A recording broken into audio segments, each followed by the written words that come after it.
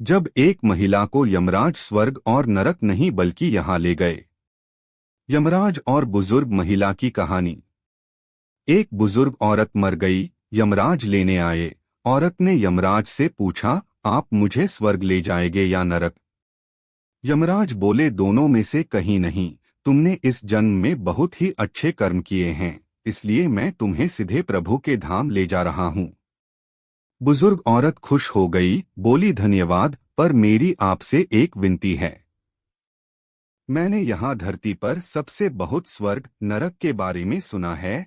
मैं एक बार इन दोनों जगहों को देखना चाहती हूँ। यमराज बोले, तुम्हारे कर्म अच्छे हैं, इसलिए मैं तुम्हारी ये इच्छा पूरी करता हूँ।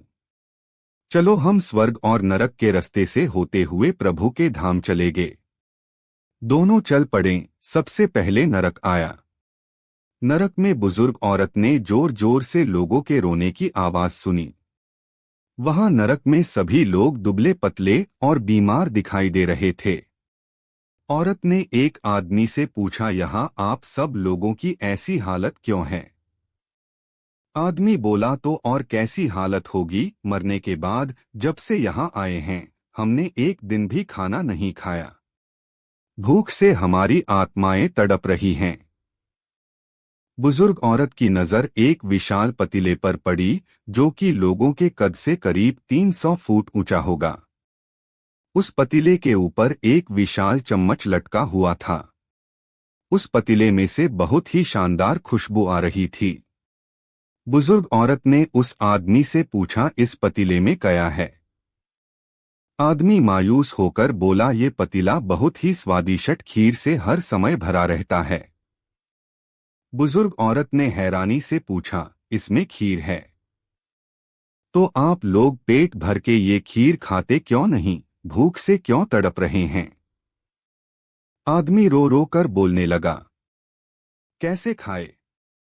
ये पतीला 300 फीट ऊंचा है, हम में से कोई भी उस पतीले तक नहीं पहुंच पाता। बुजुर्ग औरत को उन पर तरस आ गया। खीर का पतीला होते हुए भी भूख से बेहाल हैं। शायद ईश्वर ने इन्हें ये ही दंड दिया होगा। यमराज बुजुर्ग औरत से बोले, चलो हमें देर हो रही है। दोनों चल पड़े। कुछ दूर चलने पर स्वर्ग आया। वहां पर बुजुर्ग औरत को सबकी हंसने खिलखिलाने की आवाज सुनाई दी। सब लोग बहुत खुश दिखाई दे रहे थे। उनको खुश देखकर बुजुर्ग औरत भी बहुत खुश हो गई। पर वहां स्वर्ग में भी बुजुर्ग औरत की नजर वैसे ही 300 फुट ऊंचे पतीले पर पड़ी जैसा नरक में था। उसके ऊपर भी वैसा ही चम्मच लटका हुआ था। बुजुर्ग औरत ने वहां लोगों से पूछा, इस पतीले में क्या है? स्वर्ग के लोग बोले कि इसमें बहुत टेस्टी खीर है। बुजुर्ग औरत हैरान हो गई। उनसे बोली, पर यह पतीला तो 300 फीट ऊंचा है। आप लोग तो इस तक पहुंच ही नहीं पाते होगे। उस हिसाब से तो आप लोगों को खाना मिलता ही नहीं होगा। आप लोग भूख से बेहाल होगे। पर मुझे तो आप सभी इतने खुश लग रहे हो, ऐसे कैसे? लोग बोले, हम तो सभी लोग इस पतीले में से पेट भर के खीर खाते हैं। औरत बोली, पर कैसे? पतीला तो बहुत ऊंचा है।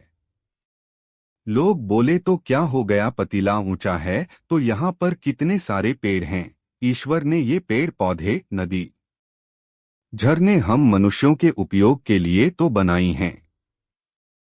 हमने इन पेड़ों की लकड़ी ली, उसको काटा, फिर लकड़ियों के टुकड़ों को जोड़ के विशाल सीढ़ी का निर्माण किया।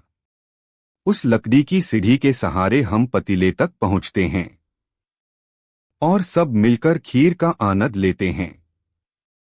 बुजुर्ग औरत यमराज की तरफ देखने लगी।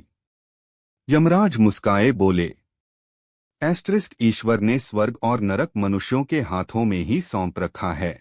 चाहे तो अपने लिए नरक बना लें, चाहे तो अपने लिए स्वर्ग। ईश्वर ने सबको एक समान हालातों में डाला है।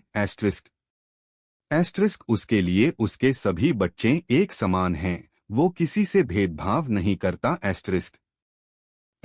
वहां नरक में भी पेड़ पौधे सब थे, पर वो लोग खुद ही आलसी हैं।